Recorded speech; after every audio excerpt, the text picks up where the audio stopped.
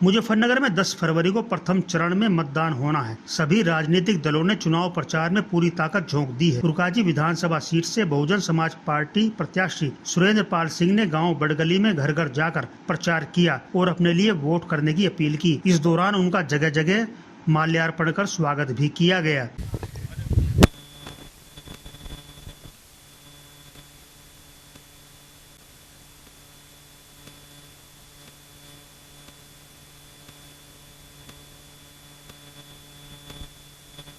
बसपा प्रत्याशी सुरेंद्र पाल सिंह ने न सिर्फ अपनी जीत का दावा किया बल्कि यह भी कहा कि सूबे में सुश्री मायावती के नेतृत्व में बसपा की सरकार बनेगी। इस चुनावी सभा में मैं ज्यादा बात भाषणबाजी की इसलिए नहीं करूंगा कि भाई बहन जी का तो एक नारा है, उनका आदेश भी है और संदेश भी है कि ज्यादा बोलो ना, काम करियो ज्यादा, और वो काम करती हैं। ज्यादा बोलती बात भी नहीं है, और जब बोल रहे फिर आप जानो पहले किस तरीके से रहा।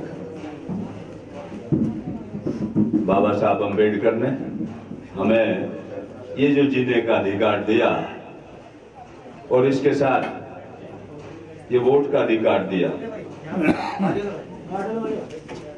ये वोट का अधिकार तो ऐसी चीज आपके हाथ में दे दी कि इससे सत्ता की चाबी आपके हाथ में है, खोल लो न खोल लो, ये आपका काम है।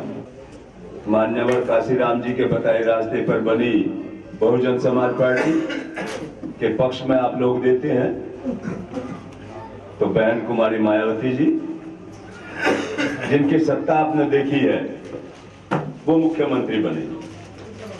अगर इसके खिलाफ 8 का वोट चला गया तो भाई जो स्थिति आज आपकी है, शिक्षा प्रबंध इतने कर दिए, 200 तो इंटर कॉलेज खोल ले, 200 डिग्री कॉलेज खोल दिए, विश्वविद्यालय बना दिए, इंजीनियरिंग कॉलेज, मेडिकल कॉलेज, सारी तो सुविधा दे दी। IAS PCS के संस्थान भी जहां आपके बच्चे कोचिंग कर सकें, ये भी दे दिए। बहन जी के राज में कोई विकलांग हुआ उसे सारी सुविधा दी है, उसके इलाज की भी सुविधा दी और सहायता भी मिली। हमारी बहन बेटियों को शादी तक करने के लिए पैसे मिले। भाई बैकवर्ड का तो उससे भी ज्यादा हाल बुरा है। बैकवर्ड का हाल इसलिए ना तो वो इधर का ना वो उधर का। कहने को तो वो जब सत्ता की बात आवे, वोट की बात आवे, उसे हिंदू बना दें, अधिकार उसे देते थी, नौकरी उसे देते थी। दर्शन है यह है कि भाई बच्चों की शिक्षा, स्वास्थ्य, इसकी व्यवस्था होनी चाहिए। जो अधिकार आपके हैं, आप तक आपका हक पहुंचना चाहिए। इसकी चिंता किसी भी प्रतिनिधि ने आज तक नहीं की जो पहले आपसे कही। उन्हें अपना ही नहीं पता रहा। आपके बीच में मेरे ख्याल से प्रतिनिधि बहुत कम आए होंगे। मेरा इरादा है इस क्षेत्र की बैकवर्ड स्थिति मैंने काफी देखी है।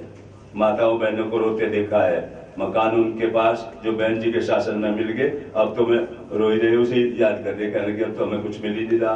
कॉलेज हो जाए इस क्षेत्र में जहां हमारे बच्चे बच्चियां सभी प्रकार की टेक्निकल वगैरह सब शिक्षा प्राप्त कर सकें, तो ये मेरा प्रयास रहेगा। अगर बहन जी की सरकार आपकी चिकित्सा के लिए जब आप बीमार हो जाएं, आजकल डॉक्टर खाल खींच लें, बिल बना दें।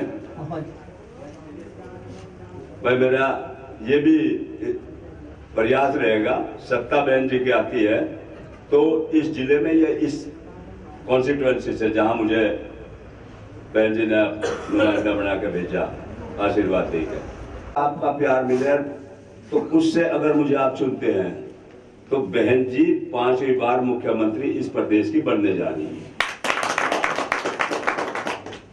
और भाई उसी में आपके हित से एक बात मैं और क्या कहना चाहता हूँ। बहन जी 5 तारीख में देवन सैनपुर गांव के सामने ही है भाई वो स्थान, वहां आ रही। ज्यादा से ज्यादा संख्या में आप लोग पहुंचेंगे। मशीन जागी घर पे, वोट डालिए, उसे सावधानी से डलवाइए। कभी में अपने आप बना दे सारी और भेज दे उसे। दोनों की तो घर मशीन ना लगी, अपने आप देखियो कि बटन दब गया तो नहीं दब गया, हाथी की वोट दब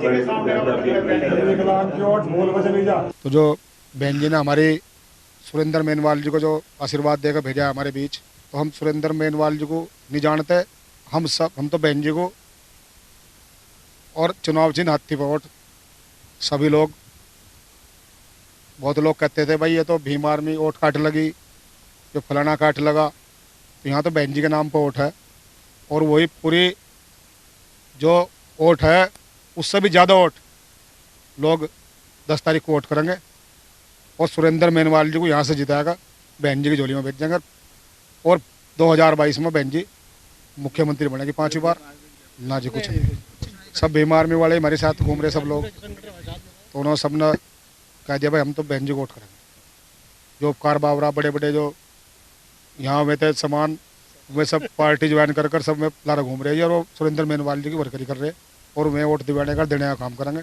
इस दौरान बसपा के वरिष्ठ नेता व बसपा सरकार में दर्जा प्राप्त राज्य मंत्री रहे प्रेमचंद गौतम सहित अनेक पार्टी पदाधिकारी और कार्यकर्ता मौजूद रहे। प्रेमचंद गौतम ने भी दावा किया कि इस बार बसपा बेहतर प्रदर्शन करेगी।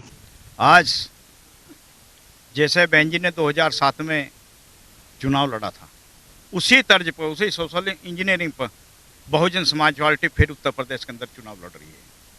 और माननीय बहन जी ने हर समाज के लोगों को टिकट और भागीदारी के हिसाब से दिए हैं। उसमें अल्पसंख्यक भी हैं, अपर कास्ट के लोग भी हैं, और पिछड़े समाज के लोग भी हैं, और दलित समाज के लोग भी हैं। उसी तरीके से हमारे बहुजन समाज पार्टी के उम्मीदवारों को हर समाज का वोट मिल रहा है, वो चाहे पाल है, चाहे कश्यप है, चाहे प्रजापति है, चाहे अपर कास्ट है, चाहे मुस्लिम है।